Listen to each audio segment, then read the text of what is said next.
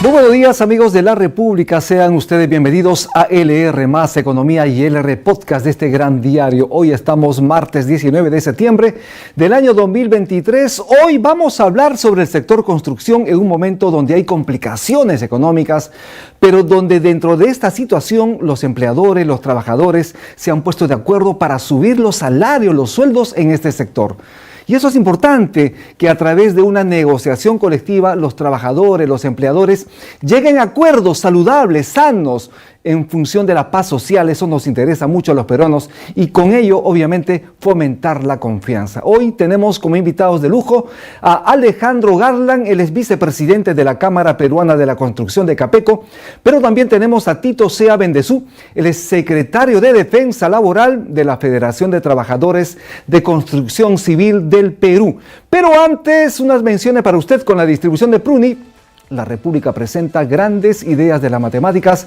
Es una colección de libros en tapa dura que expone los conocimientos, las teorías matemáticas de una manera muy fácil para todos quienes buscan acercarse a esta disciplina. Encuentra la cuarta entrega, En el principio fue el número. La humanidad aprende a contar. Ya está disponible en los kioscos del país. Pero también el sorprendente origen de nuestra gastronomía está en la tercera temporada de La Ciencia de la Cocina. Es una serie de videos con la historia de los insumos de la cocina peruana y recetas paso a paso con destacados especialistas en arqueología, en gastronomía. Lo invitamos a ver el cuarto video, cómo se prepara el ají de pollo a través de las plataformas de Buenazo y gracias a la Pontificia Universidad Católica del Perú. Vamos a ver cómo va el dólar. Sabemos que está subiendo un poquito. Los cambistas compran el dólar en 3.70 y lo venden en 3.72. Y en la casa de cambios digitales se compra el billete verde en 3.71 y se vende en 3.72 soles en promedio. Lo invitamos a compartir el programa en sus redes sociales. Es necesario conocer qué es lo que está pasando en el sector construcción. Vamos ya con el programa. La economía del país ha registrado una cifra negativa en julio, como en meses anteriores. Pero el sector construcción es uno de los que más ha sido golpeado, con cifras en rojo también. Pero pese a esta coyuntura, los empleadores y los trabajadores se han puesto de acuerdo para mejorar los salarios. Sobre esto vamos a hablar hoy en el programa con nuestros invitados. Alejandro Garland, vicepresidente de Capeco. ¿Cómo está, señor Garland? Buenos días, bienvenido a la República. Buenos días, Rumi. Encantado de estar en el programa. Gracias por la invitación y un saludo al amigo Tito Sea de la Federación. Perfecto. Justamente también estamos aquí con Tito Sea Bendezú, secretario de Defensa Laboral de la Federación de Trabajadores. ¿Cómo está? Buenos días, señor Tito. Buenos días, amigo Rumi. Un saludo al señor Alejandro Garland y por su intermedio saludo a todos los trabajadores de construcción civil del Perú. Muchísimas gracias. Junto a ustedes vamos a ver los cuadros del PBI. Lo vamos a ver en pantalla. Es importante saber qué es lo que ha pasado con la economía del país.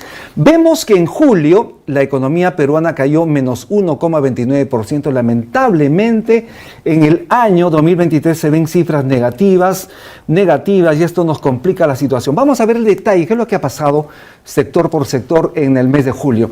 Estamos viendo que en amarillo, por ejemplo, el sector construcción en el mes de julio tiene un descenso de menos 8,80%. El sector pesca cayó menos 47,94, manufactura menos 13,89 y así sucesivamente. Y también estamos viendo en verde los sectores que tienen justamente resultados positivos. Pero aquí nos interesa mucho cómo le fue al sector construcción. En esta primera ronda, quiero saber su comentario sobre esto. Alejandro, ¿qué comentarios tiene de estas cifras sobre la economía del país y sobre todo sobre el sector construcción? Bueno, ese es el resultado de la falta de confianza, de la falta de gestión adecuada por parte de los tres niveles de gobierno. Estamos pagando un poquito la deuda que nos toca pagar en el sector construcción, que debería ser uno de los ejes principales, no solamente para la economía del país, sino para el desarrollo y poder acortar las brechas sociales y poder llegar a esa paz social, ¿no?, que hablaste al principio. Tenemos 9-10 meses en caída, prácticamente caída libre. Esto no nos ha pasado desde el COVID, pero el COVID había una razón, pues, que se justificaba o se explicaba esa caída tan estrepitosa que tuvimos, pero hoy en día no. Y quién sabe, las cosas que explican esta situación es que han subido los materiales de construcción, empezando por ahí, en todos los sectores, en todos en todos los insumos, mayormente. Bueno, la inflación, conjuntamente con la menor capacidad adquisitiva de las personas y el alza tan importante del crédito hipotecario que ha subido de 6 a 12% en promedio. Así es. Recién ahora está bajando un poco, pero ligeramente, ha hecho que en el sector inmobiliario, por ejemplo, las personas no estén calificando los préstamos porque las cuotas son más altas. Así es. Y porque el poder adquisitivo ha bajado debido a la inflación. Señor Gonzalo Garland, sí, perfectamente. Vamos a seguir conversando sobre el tema. Queremos ahora las apreciaciones de Tito respecto a la cifra que hemos visto en construcción civil. Sabemos que ha caído menos 8%, una situación muy difícil para el sector. Sí, definitivamente es una realidad que vivimos en el país.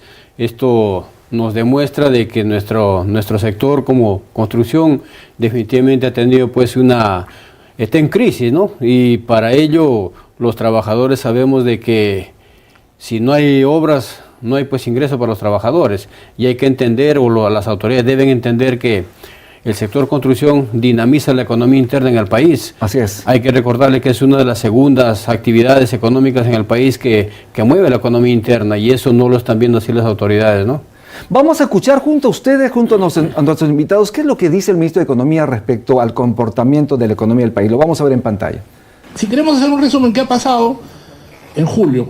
Una caída mayor a lo esperado por una contracción, principalmente de la manufactura y un menor crecimiento de los servicios. Pero hacia adelante, ¿qué vemos? Estamos en el nivel de confianza más alto de los últimos 4 años. Hay anuncios de inversión, se está materializando inversión, se está ratificando nuevos proyectos. Y estos meses, septiembre, octubre, noviembre, son muy importantes porque son los meses en donde las empresas definen cuánto se va a invertir el próximo año. Y para el 2024 las expectativas son positivas. Ustedes han visto la encuesta de apoyo. El Perú es el destino más atractivo de inversión para el 2024 y eso es lo que podemos ver en las cifras. Hay riesgos, pero estos riesgos ya están siendo incorporados en las expectativas, en las proyecciones. Y finalmente el contexto político, social, depende de todos los poderes. Quiero ser enfático, acá nadie ha estimado un escenario recesivo. Lo que hubo fue una discrepancia sobre el uso de un término, que es básicamente una discusión estadística de especialistas. Alejandro, se le nota al ministro bastante optimista, bastante positivo. ¿Pero qué opinan ustedes los empresarios respecto a estas declaraciones del ministro de Economía? No, bueno, me da mucho gusto saber que las expectativas están cambiando. Yo creo que siempre debemos de mantener el positivismo, pero en el sector construcción lo que pasa es que todo esto se difiere. Lo que ha pasado un año antes es justamente el resultado de lo que estamos viviendo hoy en día. Eso básicamente, pero qué bueno que las expectativas estén cambiando y que los inversionistas también se estén generando más confianza en él, ¿no? Y Tito, desde el punto de vista de los trabajadores, ¿qué te parece lo señalado por el ministro de Economía respecto a las inversiones y esta actitud positiva? Quisiéramos que en realidad sea real las expectativas que muestra el ministro, pero él indica de que para el 2024 hay mucha inversión. Pues son solamente anuncios y en realidad quisiéramos que ese anuncio se concrete en una realidad para que sea efectivo en la economía interna, ¿no? Cosa que todo ministro, todo presidente, cuando ha querido lavarse la cara, lo que ha hecho es anunciar inversión con grandes proyectos y muchos de esos proyectos ni siquiera se dan inicio a la hora que se debe dar, ¿no? A propósito de inversión, es importante recordar que según el Banco Central de Reserva, la inversión privada este año caerá por encima de 5%.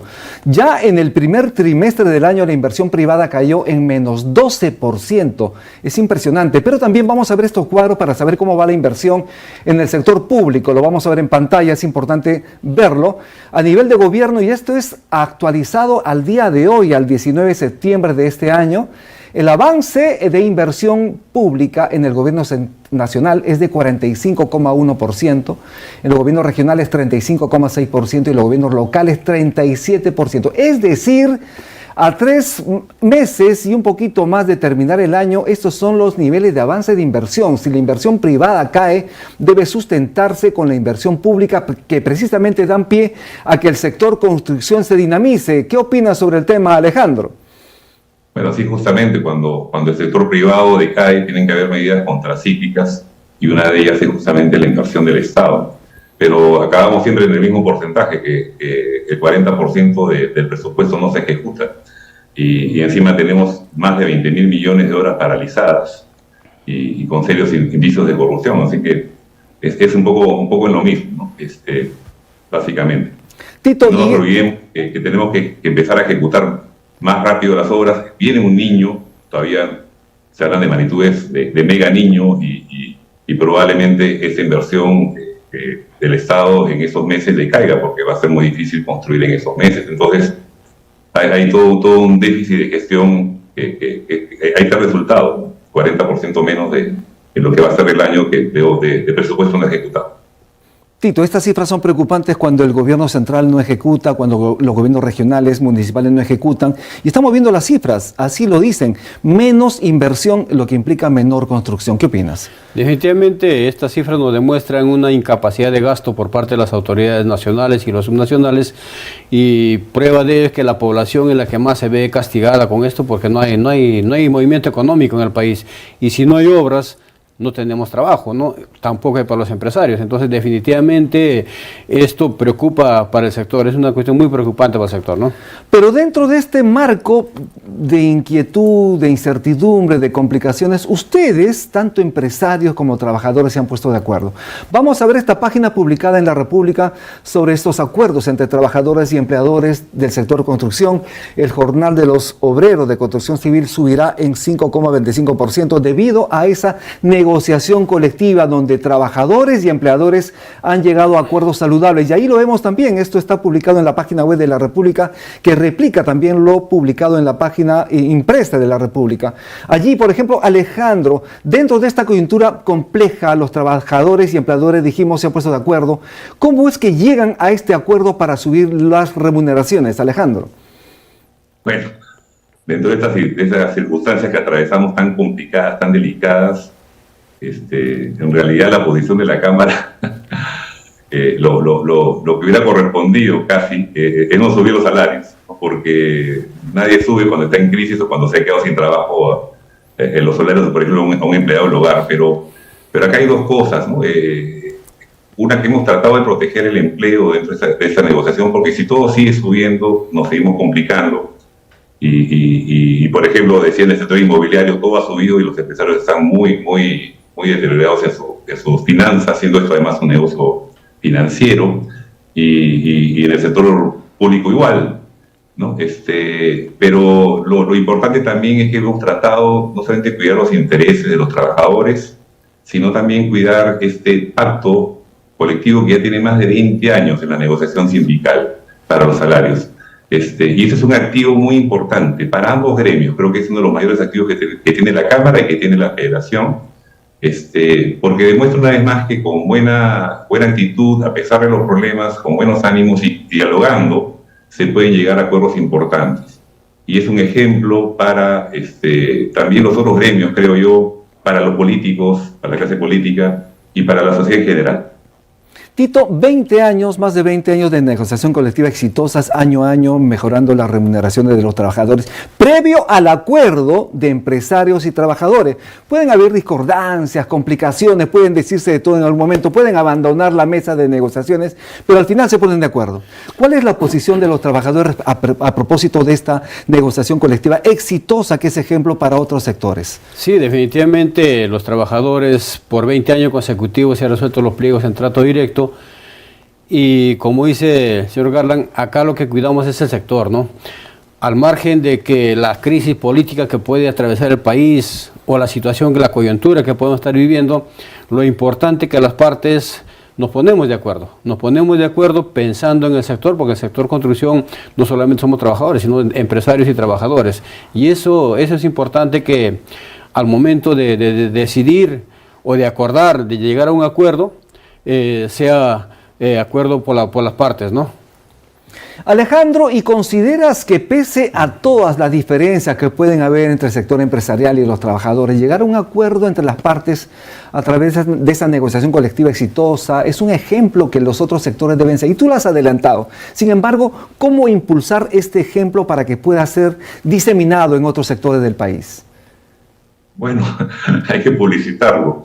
Uno de los acuerdos importantes, más allá del acuerdo, del aumento salarial, ha sido también por un esfuerzo porque al final el que hace el esfuerzo es el empresario privado, y hemos llegado también a un acuerdo que es un fondo de capacitación. Así es. Es de 20 céntimos por trabajador al día, y ese fondo es algo que está marcando un hito en la negociación, porque creo que una de las formas de apalear todo lo que nos pasa es siendo productivos, siendo competitivos, y para eso necesitamos operarios y ayudantes debidamente capacitados. Pero no solamente eso, Romy, sino que siendo positivos, tratando de pensar siempre positivos, tenemos que pensar en que hay un déficit, tanto de infraestructura, colegios, carreteras, hospitales, como por ejemplo de vivienda, ¿no? Tanto cuantitativo como cualitativo, porque sabemos que muchas casas están muy mal construidas por la autoconstrucción informal.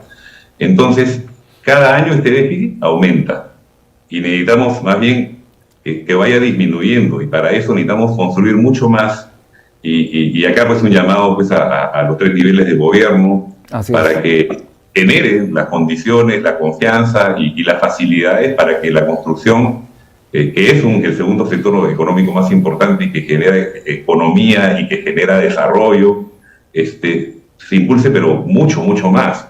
Y cuando eso suceda, porque en algún momento eso tiene que suceder, no van a faltar proveedores, no van a faltar constructoras, no van a faltar inmobiliarias, no van a faltar constructores públicos, no van a faltar también mano de obra capacitada, debida y oportunamente capacitada. Y ese fondo de capacitación tiene justamente esa mirada de cara al mediano y largo plazo. Eso es muy importante, Alejandro, pero nos están preguntando en las redes sociales, Tito, ¿cuál es lo finito de esta negociación? Por ejemplo, si hablamos de un 5,25% de incremento de remuneraciones, pero ¿cuánto sube para los obreros, para los oficiales, para los maestros, etc., para los otros integrantes de esta gran cadena productiva en el sector construcción? Sí, definitivamente el periodo negocial de este año, la inflación ha sido pues de 7.99%, y en este trato, en este acuerdo hemos podido llegar a 5,25%, que eso en moneda se traduce a 4,20 para el operario, a 3 soles 30 para el oficial y 3 soles para el peón. Por día.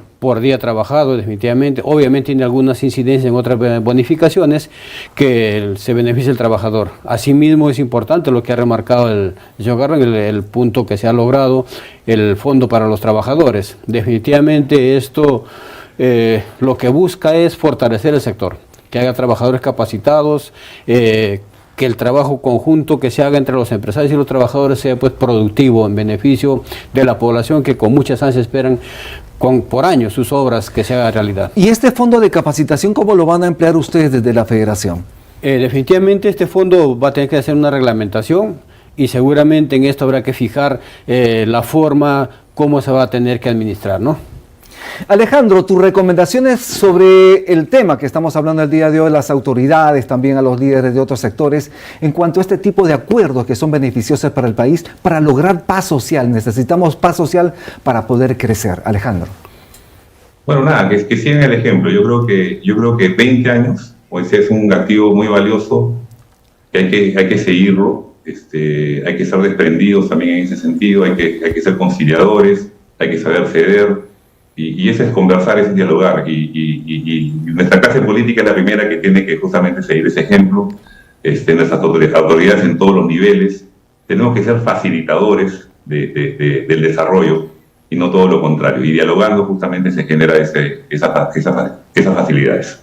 Tito, ¿cuáles son tus recomendaciones al gobierno y también a los otros sectores respecto a este tipo de acuerdos tan saludables para la economía? Definitivamente desde la Federación de Trabajadores y haciendo acciones conjuntas con la Cámara Peruana de la Construcción, siempre se ha recomendado que la negociación colectiva se extienda a otros sectores. Y tal es así que el día 4 de abril que se presentó en nuestro pliego nacional, el ministro de Trabajo que en ese entonces nos recibió, hizo extensivo el mensaje de nuestro secretario general cuando dijo que la negociación colectiva se debe extender a otros sectores para que esto tenga mayor eficacia en el país. Entonces la recomendación sería a las autoridades que se haga uso de esta buena práctica que por 20 años el sector construcción lo ha podido utilizar, a pesar de las discrepancias que puede haber, que es natural. Nosotros consideramos natural porque entendemos que esas discrepancias lo que hacen nos enrumban a un diálogo social honesto y sincero para poder tener buenos resultados, ¿no? Desde aquí, desde esta casa, desde la República, señor Alejandro Garland, felicitaciones por este acuerdo con los trabajadores y a usted, señor Tito Sea, como parte también de la negociación, para lograr que trabajadores, empleadores se pongan de acuerdo en estos, digamos, en esta intención tan sana de mejorar los sueldos, capacitar a la gente, con la finalidad de que tengamos un Perú más próspero. Muchísimas gracias, señor Alejandro Garland, por estar en la República. Muchas gracias a ustedes. Bien, y también a Tito Sea, muchísimas gracias por estar en el programa. Gracias a usted, mi estimado, igualmente al licenciado Garland. Bien, muchísimas gracias a nuestros invitados. Nos vamos ya. Estuvimos con Alejandro Garland, vicepresidente de la Cámara Peruana de la Construcción de Capeco, y también estuvimos con Tito Sea Bendezú, secretario de Defensa Laboral de la Federación de Trabajadores de Construcción Civil del Perú. Nos vamos ya, pero antes, con la distribución de Pruni, la República te presenta Grandes Ideas de las Matemáticas. Es una colección de libros en tapa dura que expone los conocimientos y las teorías matemáticas de una manera muy sencilla, muy fácil para todos quienes buscan acercarse a esta disciplina. Encuentra la cuarta entrega. En el principio fue el número. La humanidad aprende a contar. Esto ya está disponible en los kioscos del país. Pero también el sorprendente origen de la gastronomía, de nuestra gastronomía peruana, ya está en esta tercera temporada. La ciencia de la cocina es una serie de videos con la historia de los insumos de la cocina peruana y recetas paso a paso con destacados especialistas en arqueología, en gastronomía. Te invitamos a ver el cuarto video, cómo se prepara el ají de pollo. Esto a través de la plataforma de Buenazo y gracias a la Pontificia Universidad Católica del Perú. Y a usted, muchísimas gracias por mantenerse conectado en el programa. Lo invitamos siempre a compartir este programa en sus redes sociales. Conmigo será hasta el día de mañana. Muchísimas gracias. Tupananchiskama, Huerquecuna, Panaicuna, Yacta Masicuna. Que Dios los bendiga.